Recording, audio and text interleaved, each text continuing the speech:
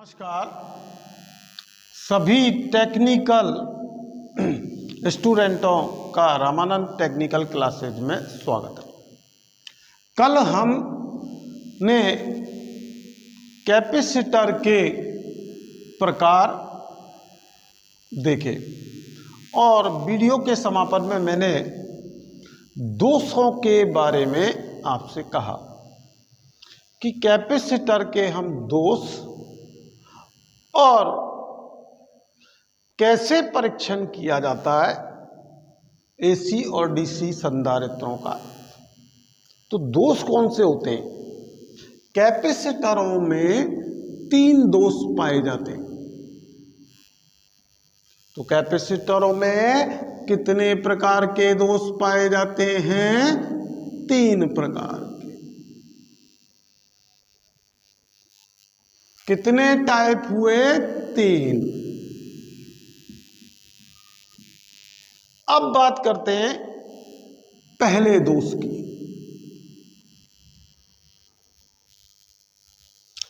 पहला दोष जो होता है वो खुला परिपथ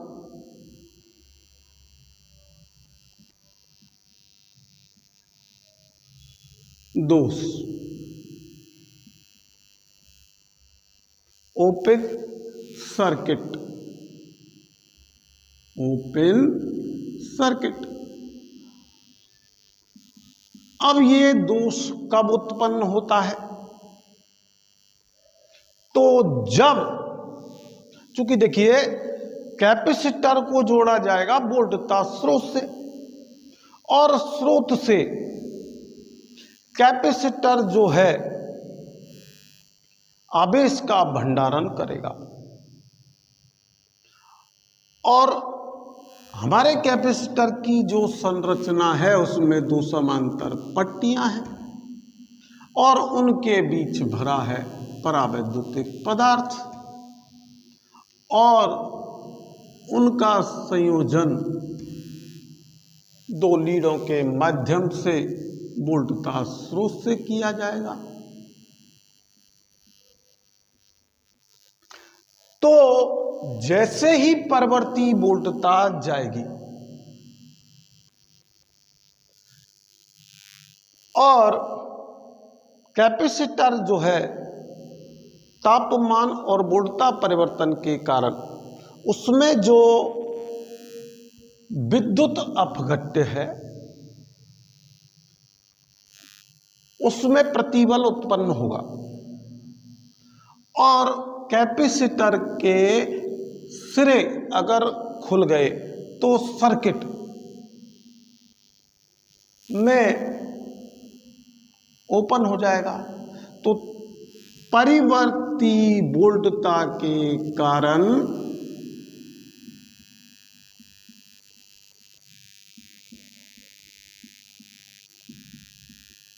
जब कैपेसिटर परिवर्ती वोल्टता पर प्रचालित होगा तो उसमें कौन से दोष के आने की संभावना होगी? खुला परिपथ दोष। दूसरा दोष जो है वो लघुपथित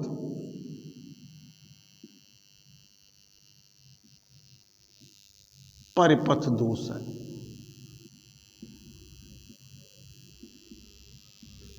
शॉर्ट सर्किट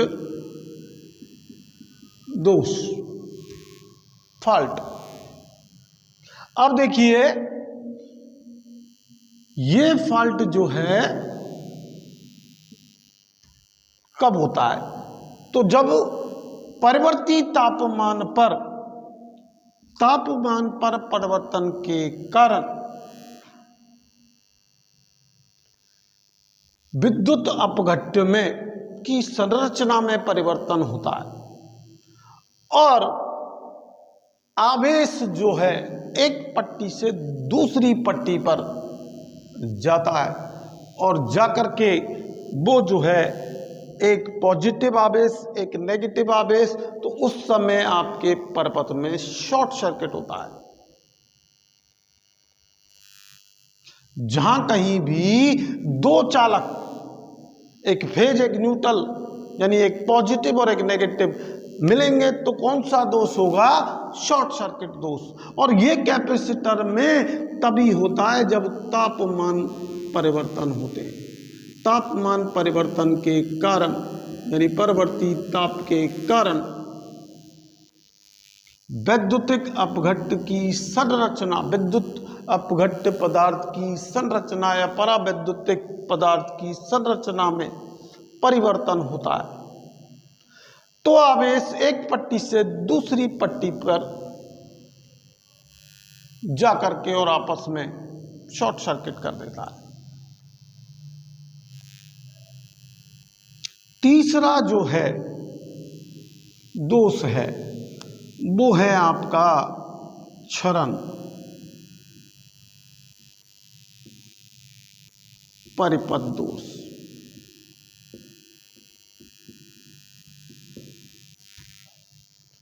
लीकेज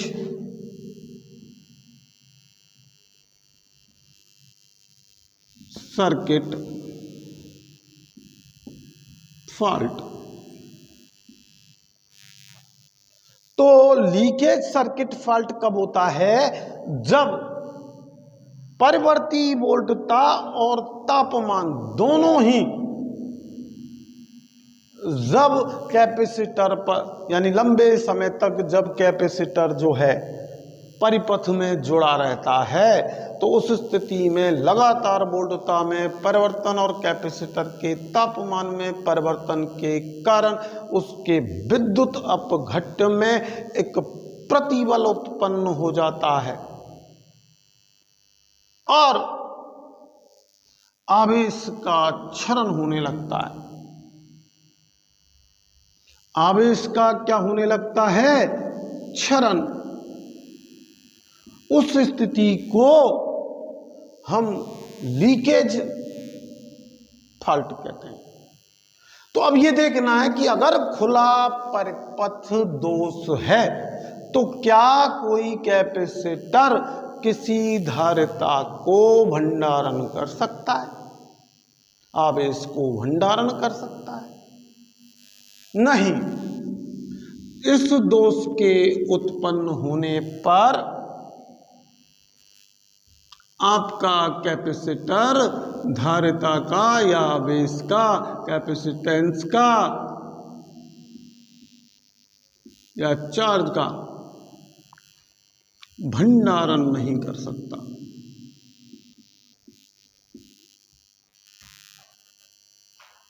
लेकिन लघु पथित दोष हो जाने पर जो है शॉर्ट सर्किट हो जाने पर आवेश तो भंडारण कर लेगा, धारिता तो भंडारित कर लेगा, लेकिन वो डिस्चार्ज, निरावेशित जल्दी हो जाएगा। तो आवेश का भंडारण तो हो जाएगा, धारिता तो भंडारित होगी, लेकिन वो निरावेशित जरूर हो जाएगा, जल्दी ही डिस्चार्ज हो जाएगा। देखिए, आप कैपेसिटर की चार्जिंग और डिस्चार्जिंग स्थितियां पढ़ेंगे और एक प्रेरक की भी आपको पढ़नी है, चार्जिंग और डिस्चार्जिंग। क्योंकि प्रेरक की अगर चार्जिंग और डिस्चार्जिंग स्थितियां समझ में आ जाएंगी तो आपको कैपेसिटर की भी चार्जिंग और डिस्चार्जिंग स्थिति समझ में आ जाएगी। लेकिन उन चीज़ों पर अब बाद में, पहले आपको पूरी नॉलेज होनी चाहिए।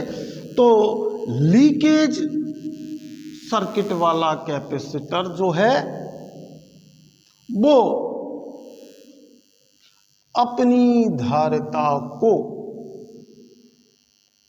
खो देता है, धीरे धीरे वहां तुरंत निरावेशित हो जाएगा। भंडारण, धारिता का भंडारण तो कर लेगा लेकिन तुरंत डिस्चार्ज हो जाएगा। लेकिन यहां उसके डिस्चार्ज होने की तो होगा यानी निरावेशित तो होगा, लेकिन उसे निरावेशित होने में कुछ समय लगेगा। अब ये 3 दोष हैं और इन तीनों दोषों का जो है दोनों ही प्रकार के कैपेसिटरों में ये पाए जाते हैं, चाहे वो डीसी प्रचालित है यानी डीसी पर प्रचालित किया जाएगा कैपेसिटर, या आपका एसी पर प्रचालित किया जाएगा।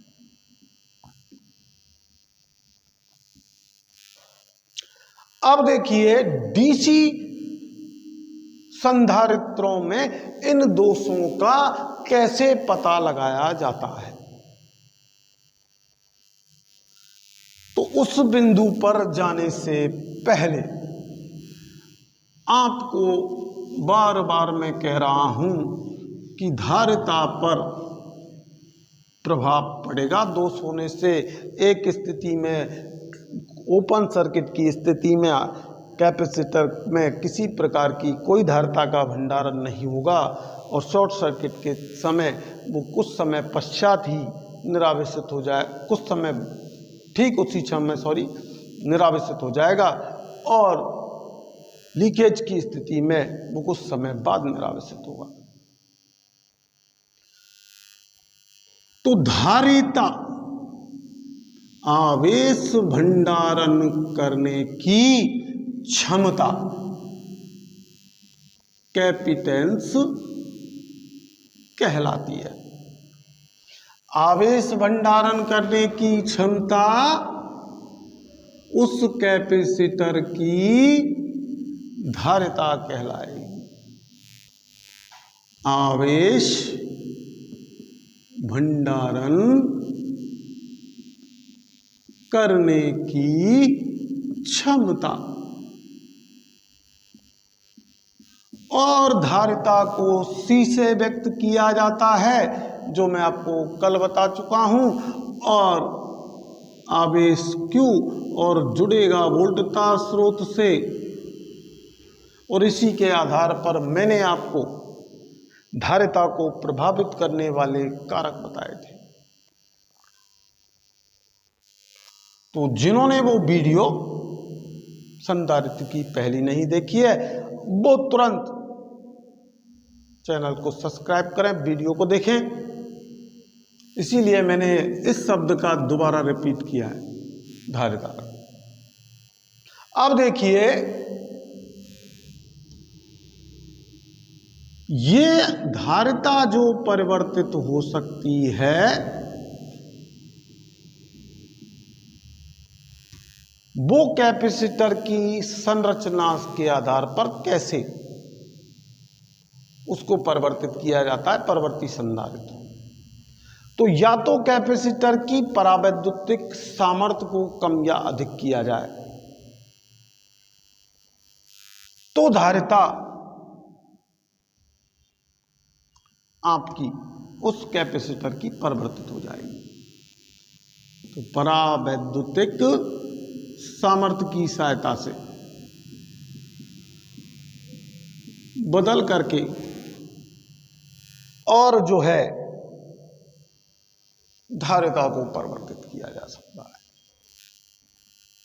दूसरा जो है वो पट्टियों का क्षेत्रफल, पट्टियों के क्षेत्रफल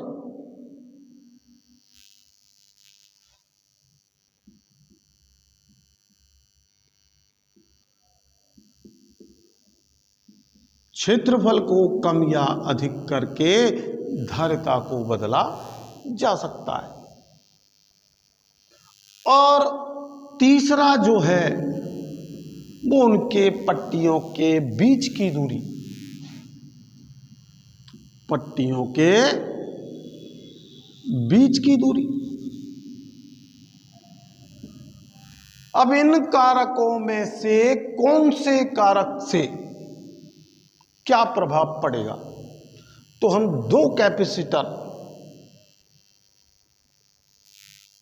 निर्मित कर रहे हैं यहां कि एक कैपेसिटर है जिसकी धारिता C1 है इस C1 धारिता वाले कैपेसिटर की पट्टी का क्षेत्रफल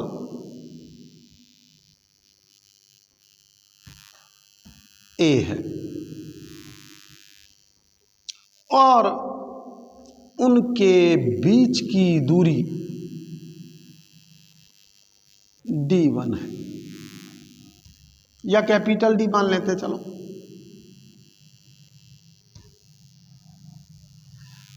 और उनके बीच परावैद्युतिक सामर्थ्य पदार्थ भरा हुआ है। यहां से आप क्रम भी समझ जाएंगे। एक कैपेसिटर है आपका C2 धारिता वाला। देखिए यहां कंपटीशन के बहुत अच्छे प्रश्न बनेंगे इस चीज को अगर आप समझ गए तो। और उसकी धारिता है C2। अब इनके पट्टियों का क्षेत्रफल स्मॉल a है और पट्टियों के बीच की दूरी स्मॉल d है। बीच में परावैद्युतिक सामर्थ्य भरी हुई है। अब इनको श्रेणी क्रम में जोड़ें। किस में जोड़ें? श्रेणी क्रम में। तो क्या होगा? देखिए श्रेणी में का मतलब होता है कि ये बिगिनिंग है इसका और ये एंड है, और ये बिगिनिंग है ये एंड है। तो अब एंड को बिगिनिंग से जोड़ेंगे, अंतिम सिरे को प्रारंभ से जोड़ेंगे, तो ये पट्टी जो है इस पट्टी पर आकर के और बैठ जाएगी। और अब नए कैपेसिटर की संरचना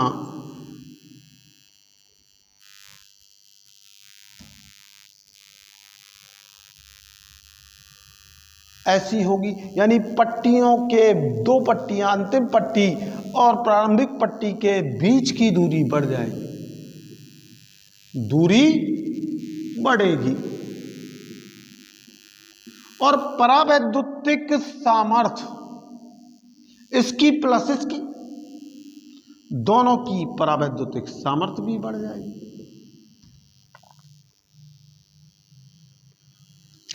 अब यहां देखिए पट्टियों का क्षेत्रफल, ऊपर की पट्टी का क्षेत्रफल A है और नीचे की पट्टी का क्षेत्रफल स्मॉल है। तो ऊपर की पट्टी बड़ी है, क्षेत्रफल ज्यादा है, और नीचे की पट्टी का क्षेत्रफल कम है। तो नए कैपेसिटर में पट्टियों के क्षेत्रफल कम हुआ, बीच की दूरी बढ़ी, तो पट्टियों के क्षेत्रफल के धारिता समानुपाती होती है। पट्टियों का क्षेत्रफल जितना कम होगा धारिता उतनी ही उस कैपेसिटर की कम होगी, और पट्टियों का क्षेत्रफल जितना अधिक होगा धारिता उतनी ही अधिक होगी। तो श्रेणी क्रम में यदि कैपेसिटरों को जोड़ेंगे तो पहले पट्टियों का क्षेत्रफल कम हुआ तो धारिता पट्टियों के क्षेत्रफल के आधार पर कम होगी, और उनके बीच की दूरी, तो बीच की दूरी जैसे ही आपकी बढ़ेगी,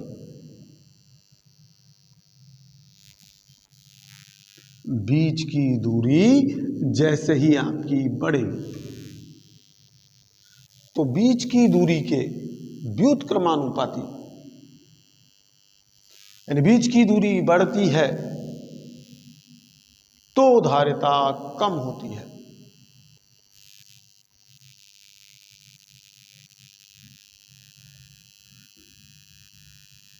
तो इस स्थिति में भी कम। तो कहने का मतलब है श्रेणी संयोजन में यदि दो कैपेसिटरों को श्रेणी में जोड़ा जाएगा तो कुल धारिता ज्ञात कर तो सकते हैं C1 प्लस C2 से, लेकिन श्रेणी क्रम में यदि कैपेसिटरों को जोड़ा जाएगा तो धारिता कम हो रही है।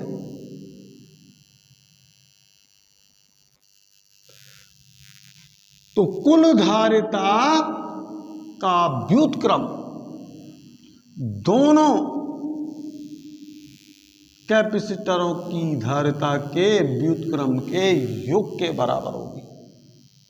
यानी श्रेणी क्रम में अगर कैपेसिटरों को जोड़ेंगे तो उनकी धारिता कम होगी। तो प्रश्न आया कि दो कैपेसिटर C1 C2 धारिता वाले श्रेणी क्रम में संयोजित किए गए तो उनकी कुल धारिता का मान होगा। तो कैपेसिटर जितने भी जुड़े हुए हैं उनमें जो निम्न से निम्न धारिता है उससे भी कम होगी। यानी परपथ में जुड़े परिपथ में जुड़े निम्न से निम्न धारिता से भी निम्न आएगी। अब देखिए आप जोड़ते हैं समांतर क्रम में। इन्हीं स्थितियों को यदि समांतर क्रम में जोड़ें तो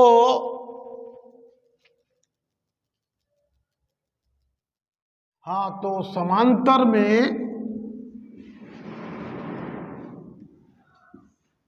यदि कैपेसिटरों को जोड़ा जाएगा तो इस चित्र को देखें आप यहां कि ये पहला कैपेसिटर है और जिसकी धारिता C1 है और ये दूसरा कैपेसिटर है जिसकी धारिता C2 है।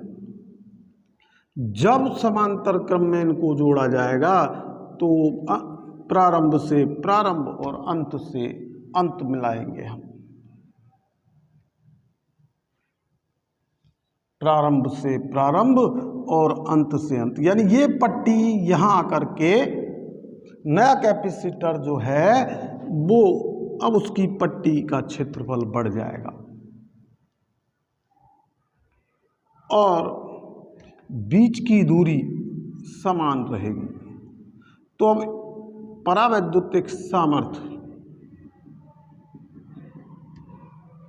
बढ़ जाएगी। तो पट्टियों का क्षेत्रफल बढ़ा, बीच की दूरी पर कोई प्रभाव नहीं पड़ा और परावैद्युतिक सामर्थ्य बढ़ी, तो इसका मतलब धारिता बढ़ी। तो समांतर क्रम में जुड़े हुए कैपेसिटरों की कुल धारिता का मान व्यक्तिगत धारिता के योग के बराबर होता है। अब इनके इन सूत्रों की जो है हम जो कैलकुलेशन कर सकते हैं, तो मैं आपको इनको निकाल के भी बता सकता हूं कि C1/CT बराबर 1/C1 प्लस 1/C2। ये तो मैंने मूल जो स्ट्रक्चर के आधार पर है वो सूत्र निकाल के बताए, लेकिन अब इससे जो है आप देख लें थोड़ा सा, जिससे आपका सारा कॉन्सेप्ट क्लियर हो जाए कि पहले जोड़ा श्रेणी क्रम में,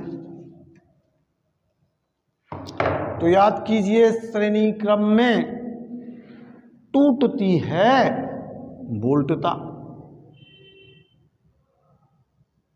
यानी BT अगर है तो वो B1 प्लस B2 दो, यानी पहले कैपेसिटर के सिरों पर वोल्टता B1 है और दूसरे पर B2 है।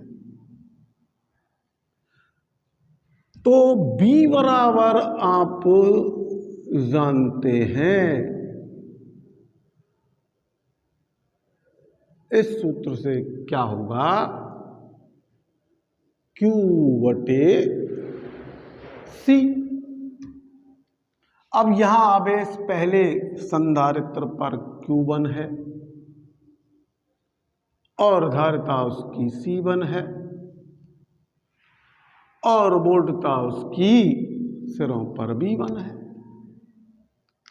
दूसरे संधारित्र में आपके V2 क्या हो जाएगी, Q2/C2।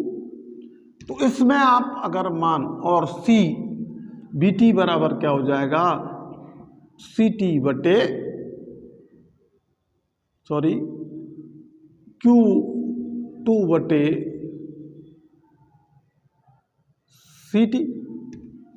तो यहां इसमें BT की जगह मान रख रहा हूं मैं QT/CT। और अब यहां देखिए श्रेणी क्रम में धारा एक होती है, इकाई होती है, यानी एक होती है। तो आवेश की प्रवाह की दर को हमने धारा कहा है। तो जो Q1 है और Q2 है उसकी वैल्यू तो बराबर होगी, यानी वो Q के बराबर होगा।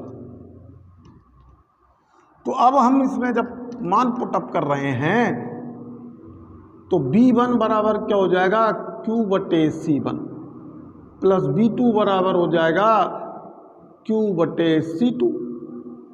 अब इन दोनों में और Q2 भी आपका, यानी टोटल धारा भी आपकी एक ही होगी इसमें, तो QT बराबर भी Q होगा। तो इनमें देखिए Q यहाँ पर और CT, Q इनमें यहाँ दोनों में कॉमन आ रहा है, 1/C1 प्लस 1/C2। Q से Q कट गया, 1/CT बराबर 1/C2 plus 1/C1 plus 1/C2। तो वही अब हम गणितीय तरीके से या आपके वास्तविक जो है प्रिंसिपल के आधार पर हम कह सकते हैं कि व्यक्तिगत धारिता का व्युत्क्रम श्रेणी क्रम में जो है कुल धारिता का व्युत्क्रम व्यक्तिगत धारिताओं के व्युत्क्रम के योग के बराबर होता है। इसी प्रकार समांतर में हमारे देख लेना आप कि धारा विभाजित होती है, यानी आवेश विभाजित होगा तो QT बराबर होगा Q1 प्लस Q2। अब इस सूत्र से Q1 Q2 आप जिस तरीके से निकाल करके देखेंगे तो Q1 बराबर यहाँ ये आपके B है, ये आपके C1 है, क्योंकि वोल्टता समांतर में समान होती है तो VC बना जाएगा। और यहाँ आपके Q2 बराबर आ जाएगा BC2 माना कि, और QT बराबर आ जाएगा BCT। तो इस समीकरण में यदि आप मान रखोगे तो QT की जगह हम क्या लिख सकते हैं, BCT, और इसकी जगह Q1 प्लस Q2 की जगह लिखेंगे हम BC1 प्लस BC2। B आपका कॉमन आ रहा है, C1 प्लस C2 BCT, यानी B से B कैंसिल आउट हो गया तो CT बराबर आ गया C1 प्लस C2, यानी कि समांतर में कुल धारिता का मान व्यक्तिगत धारिता के योग के बराबर होता है। तो मैंने एक संरचना के आधार पर भी बताया आपको और गणितीय रूप में भी आपको सिद्ध करके बता दिया। अब देखिए परीक्षण। दोष देखने के बाद बात आती है परीक्षण की, और वो भी डीसी संधारित्रों में।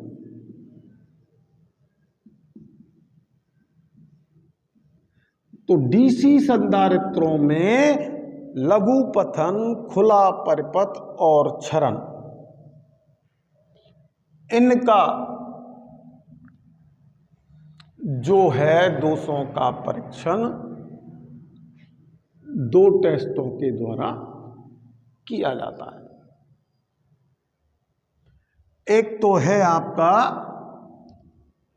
सामान्य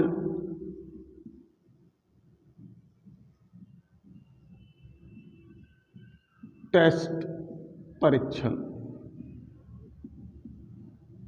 सामान्य टेस्ट उसको 200 की जानकारी के लिए ओम मीटर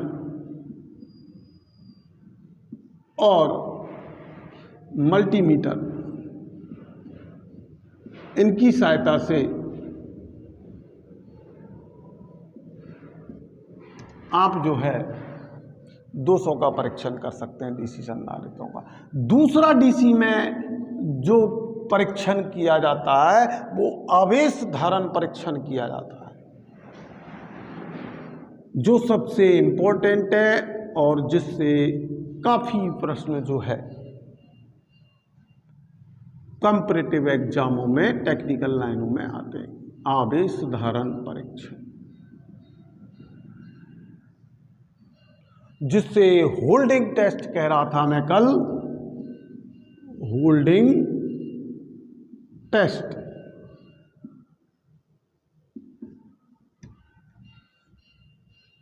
तो लघु पथन और खुला परिपथ और क्षरण की जांच सामान्य परीक्षण से कर सकते हैं, जिसके लिए यंत्र होगा आपका ओम मीटर और मल्टीमीटर। और दूसरा परीक्षण जो है उसके द्वारा जांच की जा सकती है कि कितना वो आवेशित हुआ। तो धारिता की अगर परीक्षण, धारिता की जांच अगर डीसी में कैपेसिटर की करनी है तो उसके लिए आपको होल्डिंग जो है टेस्ट ही करना पड़ेगा। उसके लिए आपको एक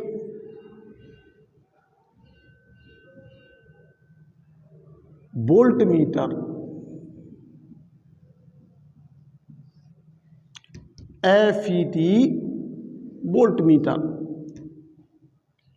field effect transistor volt meter का प्रयोग करना पड़ेगा। और एक जो है आपको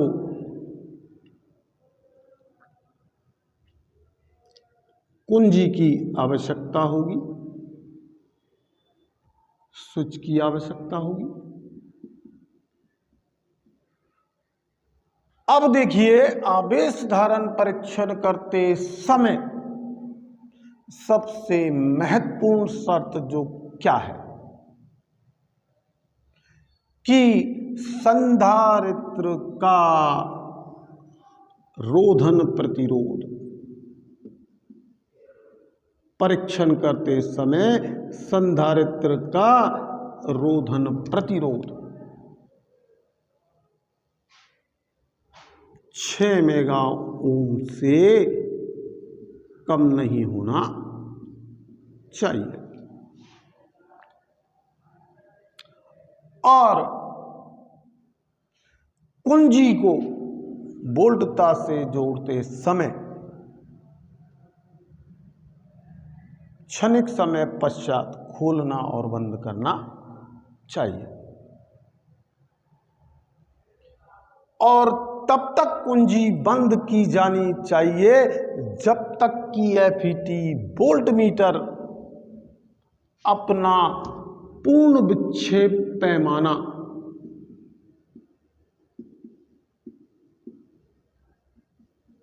फुल डिफ्लेक्शन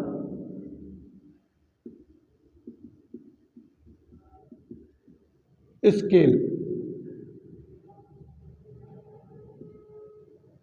नहीं पढ़ ले, तब तक कुंजी को खोला नहीं जाना चाहिए। अब जो AC संधारित्र हैं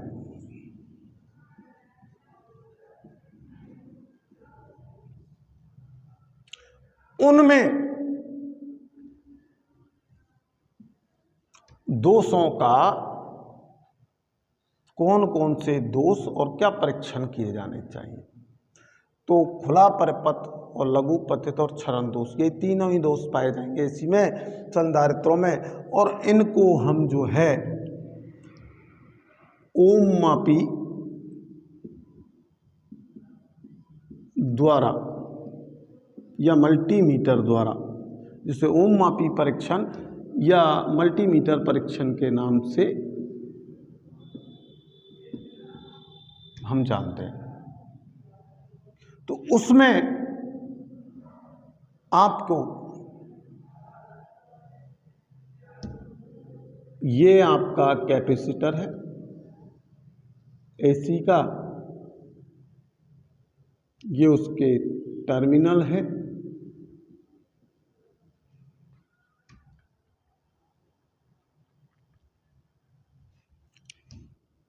कैपेसिटर।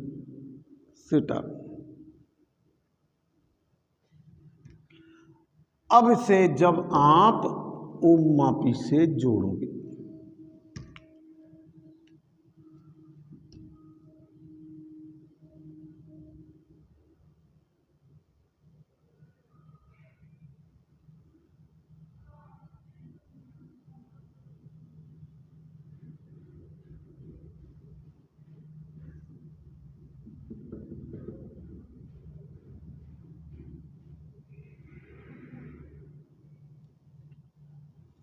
ओम मापी से जोड़ोगे आप, तो ओम मापी का संकेतक 0 से और अनंत होता है तक विस्तृत होता है। यदि ओम मापी का संकेतक 0 से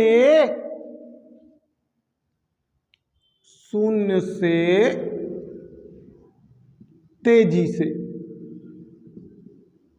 अनंत की ओर जाता है, 0 से तेजी से कहां पहुंच गया? अनंत की ओर। तो संधारित्र में कोई दोष नहीं है, तो ना उसमें लीकेज है, ना ओपन सर्किट है और ना ही क्षरण है, ना ही उसमें लीकेज है, ओपन सर्किट है और ना ही शॉर्ट सर्किट है, लेकिन 0 पर स्थिर है। किस पर स्थिर है? 0 पर। तो लघु पतित दोष होगा। संकेतक ओम मापी का या मल्टीमीटर का 0 पर है, तो कैपेसिटर में कौन सा फॉल्ट है? फिर शॉर्ट सर्किट। और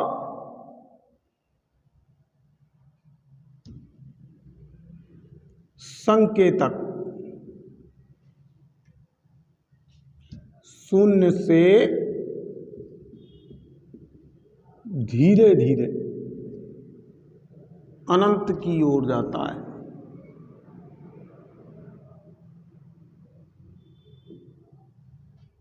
तो यहां तेजी से यानी अनंत की ओर जाएगा, तो कोई जो है आपका खुला परिपथ होगा। इसके लिए। और 0 से धीरे धीरे अनंत की ओर जाएगा, तो आपका कोई दोष नहीं होगा। तो इसके लिए थोड़ी सी माइनर मिस्टेक के लिए। अब देखिए, एक और टेस्ट किया जाता है, वो दूसरा टेस्ट क्या है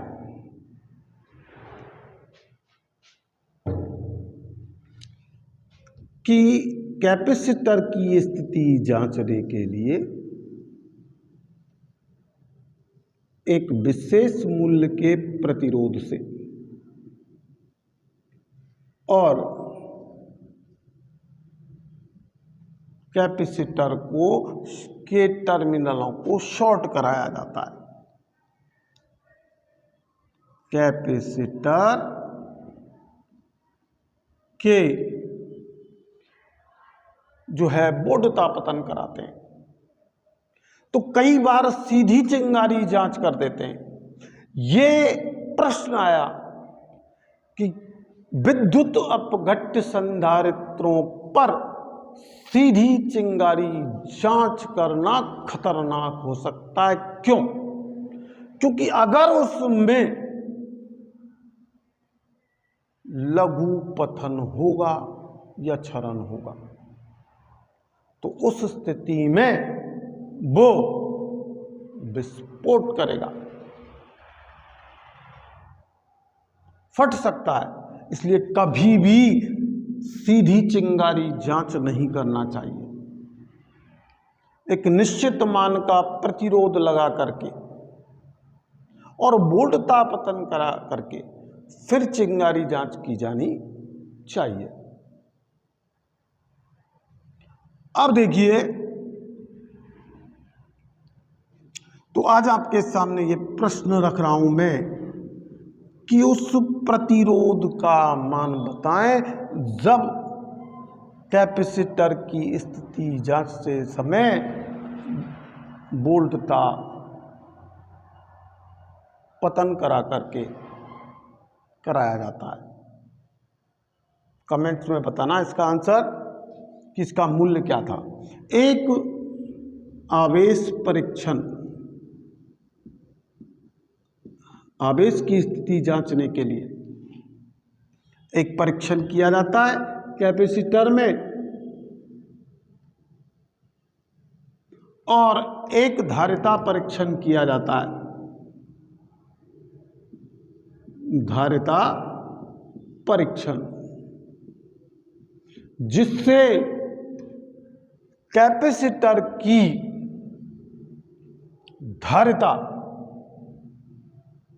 ज्ञात हो जाती है कि उस कैपेसिटर पर कितना, जैसे 100 माइक्रोफैराड लिखा हुआ है तो प्रचालन के कुछ समय पश्चात उसकी धारिता कम हुई तो वो कितनी हुई।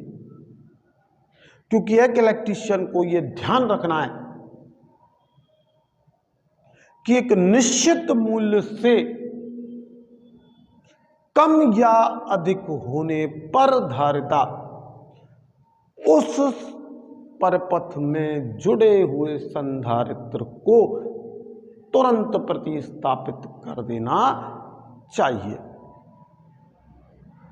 तो उस मूल्य के बारे में भी आप कमेंट करेंगे कि वो धारिता का मूल्य क्या है जिसके कम होने या अधिक होने पर कैपेसिटर को तुरंत प्रतिस्थापित यानी हटा देना चाहिए। दूसरा प्रश्न यह है कि किस मूल्य के प्रतिरोध से जो है कैपेसिटर की स्थिति की जांच की जानी चाहिए एसी में।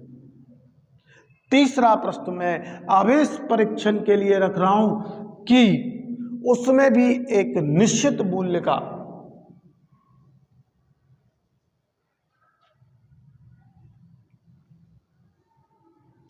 श्रेणी क्रम में एक प्रतिरोध जोड़ा जाता है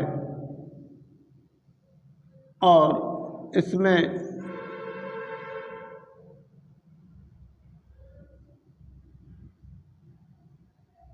एक फ्यूज लगाया जाता है निश्चित मूल्य का,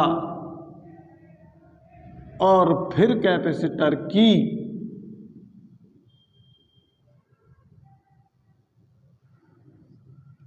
आवेश की स्थिति का पता लगाया जाता है। तो आपको यह प्रश्न है कि किस मूल्य का, तो फ्यूज, और किस मूल्य का प्रतिरोध परपथ में जोड़े जाने चाहिए। और धारिता परीक्षण करते समय भी हम एक प्रतिरोध जोड़ते हैं और परपथ में एमीटर और वोल्टमीटर से वोल्टता और धारा के मान के आधार पर उस कैपेसिटर की धारिता का पता लगा सकते हैं। तो धारिता परीक्षण में किस मूल्य का प्रतिरोध आप लगाएंगे, और धारिता परीक्षण में धारिता की ज्ञात करने के लिए कौन सा सूत्र प्रयुक्त करेंगे, ये कमेंट बॉक्स में लिख करके मुझे बताना। कल मैं कैपेसिटर के चार्जिंग और डिस्चार्जिंग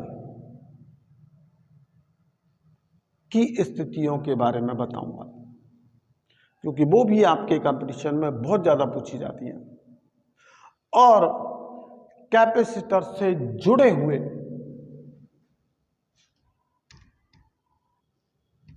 जिस सी परिपथ को मैंने RLC सर्किटों में पूरा किया था और उसकी विशेषता बताई थी कि वोल्टेज और धारा के बीच, यानी धारा 90 डिग्री के कोण पर अग्रगामी होती है, यानी धारा और वोल्टता के बीच फेज कोण 90 डिग्री का होता है, और पावर फैक्टर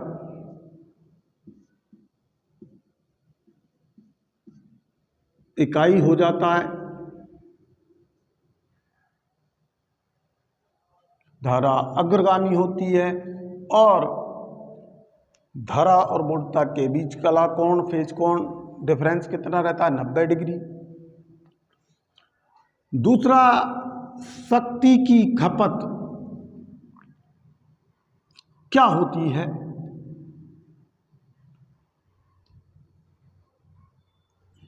यह भी आपको बताना है कि शुद्ध कैपेसिटिव परिपथ में शक्ति की खपत क्या होगी। तो उसके लिए मैं आपके कमेंट्स का इंतजार करूंगा, और कल शुरुआत सी शुद्ध परिपथ से करूंगा। सी परिपथ,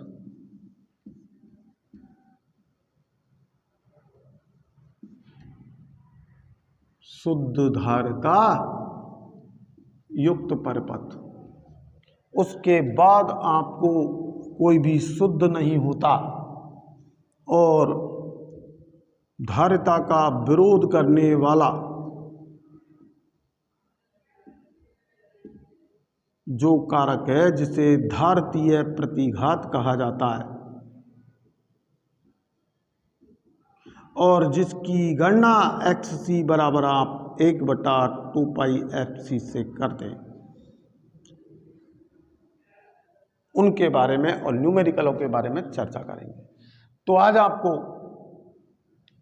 पहली वीडियो देखनी है और ये वीडियो देखनी है और सब्सक्राइब करना है, चैनल को लाइक करना है, और कमेंट्सों के माध्यम से जो क्वेश्चंस मैंने पूछे उनको जवाब देना है, और आपके कैपेसिटर के बारे में जो भी प्रश्न पनप रहे हैं या गाइडलाइनों में मिल रहे हैं आपको, उनको भी आप पूछ सकते हैं। धन्यवाद। अगली वीडियो में मिलते हैं, जिसमें इंजीनियरिंग ड्राइंग के बारे में हम चर्चा करेंगे।